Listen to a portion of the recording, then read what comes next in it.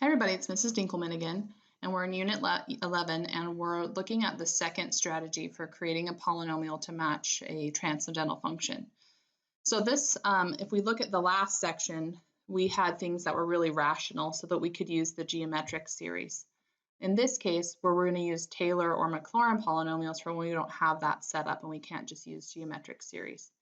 If you remember me talking about this visual that I'm just going to go quickly back to, about how we first kind of talked about how we have a tangent line and then we have we're going to call it the tangent parabola, but basically they match concavity, and then we just kind of keep on going with that pattern to make sure that all those would match up. So that's kind of the idea behind what's going on with this formula. So you can see here that the y coordinate's the same, and this is the first derivative because we would need that to find the slope of the tangent line. So that's going to help us find this. And the second derivative would help us get the concavity right, and so on. We're just going to keep making sure all the derivatives match up with the curve. And if we can do that, then we should be able to make sure that the curves look exactly the same. The Maclaurin series is really just the same Taylor series. It's just when it's centered at 0, it has a specific name for a mathematician. So when you see that, you'll know it's centered at 0. So for the AP exam, just kind of a by the way, what's really expected, I guess, is that you would have the Maclaurin series memorized for e to the x, cosine x, and sine x, and that you would also automatically know the 1 over 1 minus x from the previous section. So we're going to use these, find the Maclaurin series using these 3 examples so that you have them down.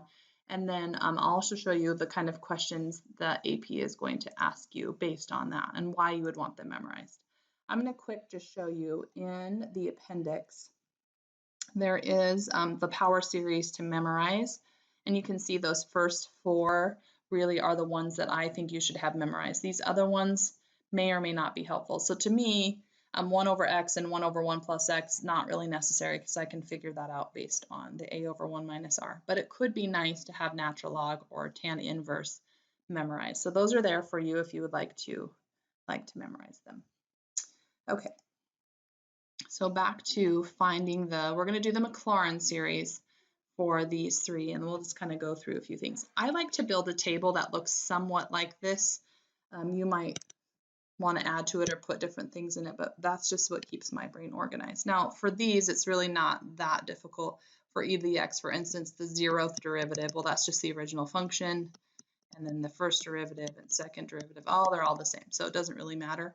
And then what I'm supposed to do is plug in the center. Well, I'm building a Maclaurin polynomial for e to the x, so that means the center is 0, so e to the 0 is 1. So these are all 1s. Now what this is, this is really the coefficients for the polynomial I'm going to build. So look back up here at this formula, and you can see I need f of 0 and f prime of 0 and f double prime of 0 and so on. So that's kind of the list I've made here in this column. So that's really the only thing I need from this.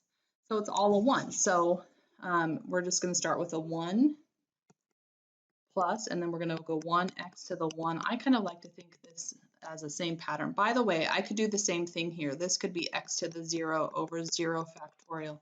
0 factorial is 1.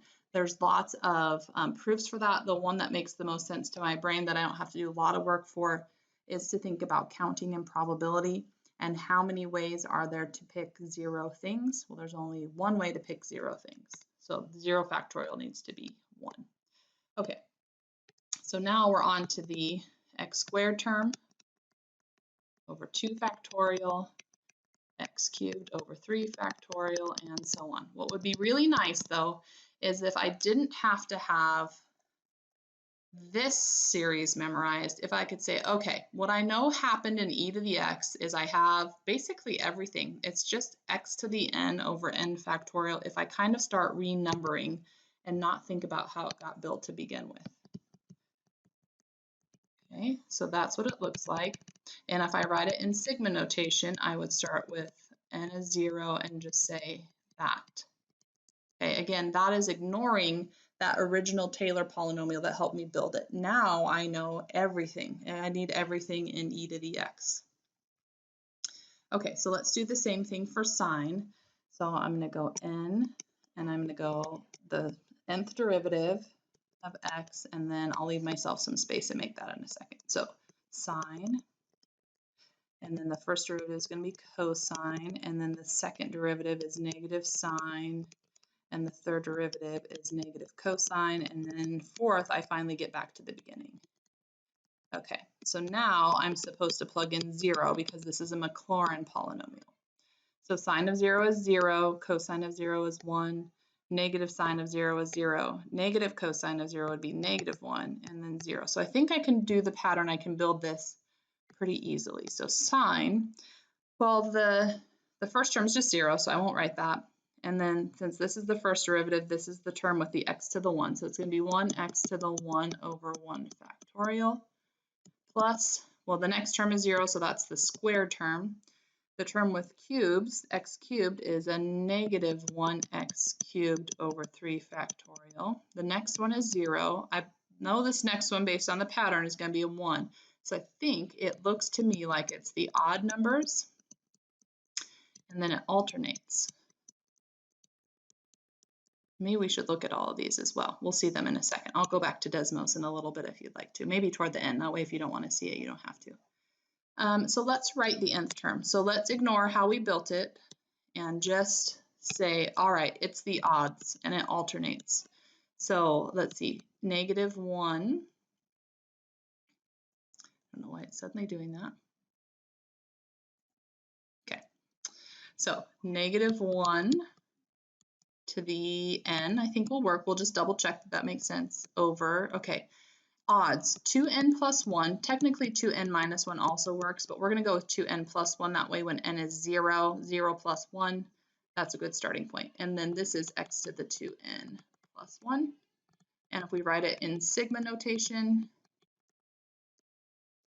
n equals 0 to infinity, negative 1 to the n. And again, so sine is the odds. Now, just by the way, sine is an odd function, meaning it has symmetry about the origin. So this is a good reason to call functions odd versus even, because if we try to build a polynomial for sine, guess what? It has to have odd exponents.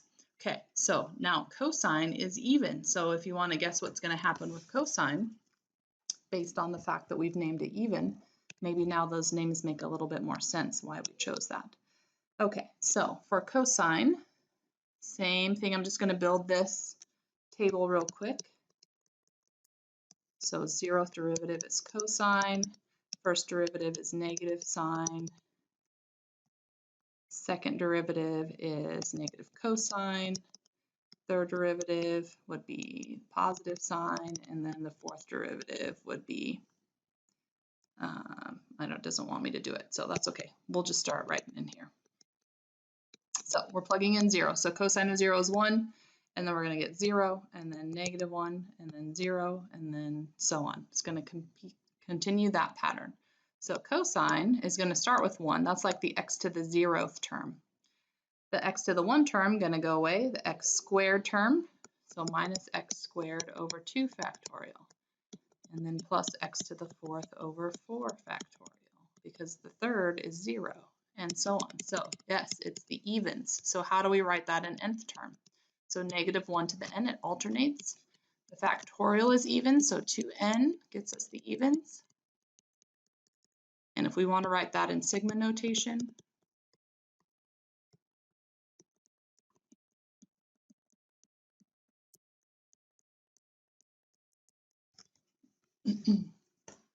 okay, I'm going to go ahead and go to Desmos. Feel free if you don't want to kind of listen in just to kind of fast forward through this, but I think it's kind of interesting to look at.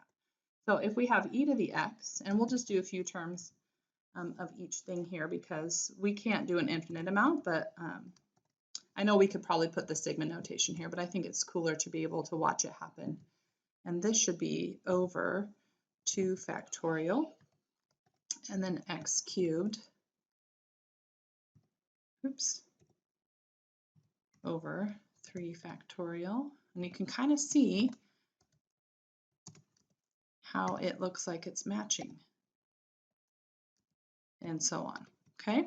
So there's e to the x. And again, if we wanted to know whether this was going to stretch out and match all the time or just part of the time, we could do that interval of convergence to see what was going to happen.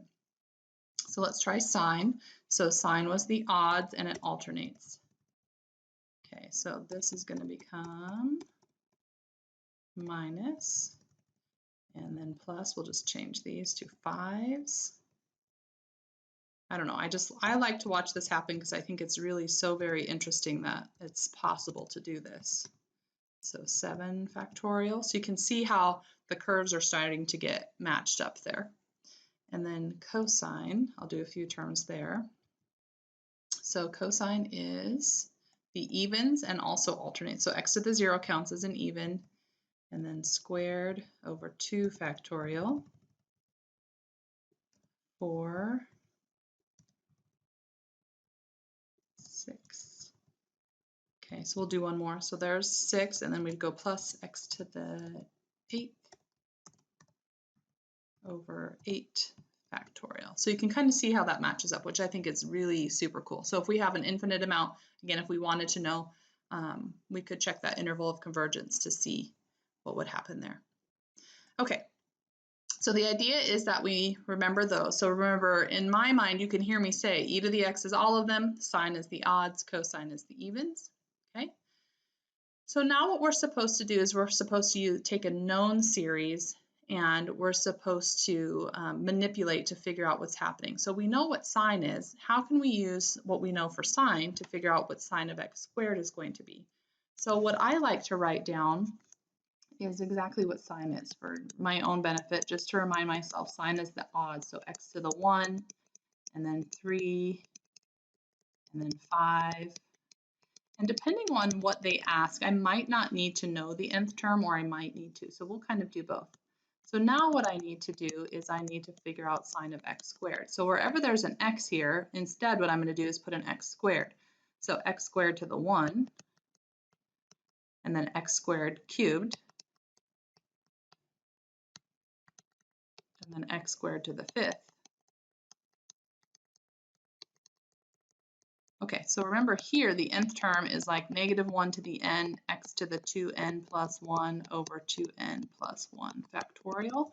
So this nth term, I kind of didn't leave myself enough space here, is going to be still alternating, still the same factorial, but it's the exponent on the x that has changed. So it's really x squared to the 2n plus 1. And if we wanted to simplify that, we could say, oh, well, that's x to the 4n plus 2. So you just kind of need to know both ways there. So this is a little bit of my discussion. What's the difference between a Taylor series and a polynomial? Well, a series has an infinite amount of terms, so you would really need to find the nth term or write it in sigma notation. If you're just looking for the polynomial, you're going to use that as an approximation. That's what we were really doing on here. This is really a Maclaurin or Taylor polynomial because I had to stop at some point. So sometimes they will tell you, just get me to the 4th degree, and you'll know to stop when we get to the x to the 4th term. So sometimes they'll ask for both. You'll see that in the assignment here. So this first group, just a Maclaurin series, so use what you know. So this one, if we know what cosine is and we have to multiply by x, we'd have to multiply every term in our polynomial by x to get through that one. And then a Maclaurin polynomial, so this tells me stop with degree 3. So that means technically that could be 4 terms. We just want to stop when we get to the x cubed for that one, and so on. Okay, good luck.